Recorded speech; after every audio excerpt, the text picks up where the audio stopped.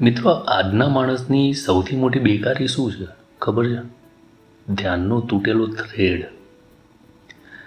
માઇન્ડમાં છે ને ફોનની નોટિફિકેશનની અવાજો, સોશિયલ મીડિયા અને જીવનની સતત તુલનાની દંશ એ આપણા ફોકસને ઘડી ઘડી ચોરી લેતું હોય છે. એક યુવાને એક દિવસ એક સંતને બોલ્યો કે ગુરુજી, મારા મનને છે ને કાબૂમાં નથી રાખી શકાતો. ક્યારેક અહીં તો ક્યારેક ત્યાં. મન છે ને જાણે પાંખ ફાફા મારતું છે ને ચકોર છે.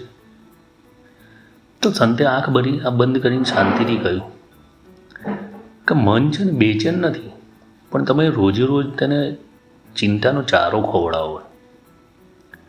અને જેનો રોજ ચારો આપીએ ને એ જ એક દિવસ તમારો માલિક બની જાય છે. આ વાક્ય છે ને જે એ આજ માટે પ્રણાલી છે. જો તમારું ફોકસ બચાવો છે ને તો આ 3 સૂત્ર દિલમાં સેટ કરી દો. એક તો સવારે સૌથી પહેલાં છે ને શાંતિ, પછી આખી દુનિયા. તમારો ફોન, નોટિફિકેશન, સમાચાર, ન્યૂઝ આ બધું જ તમારા મનનો તાલ બગાડે છે, લય બગાડે છે. એટલે સવારે છે ને 20 મિનિટ તમે આત્મનિર્દેશ આપો ખાલી, જેનાથી તમારું મન છે ને ગાઢ બનશે. બીજું એક સમય છે ને એકનો ધર્મ પાડો.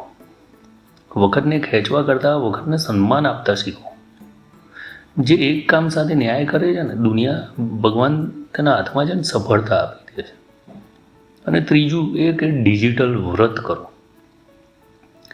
દિવસે 45 મિનિટ માટે કમસે કમ ફોનને મૃત્યુ સમાન શાંત રાખો.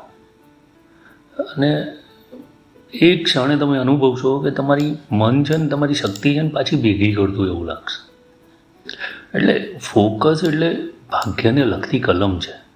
જે જગ્યાએ તમારું ધ્યાન જાય છે ને એ જ જગ્યાએ આવતીકાલે તમારો આકાર બનાવે છે.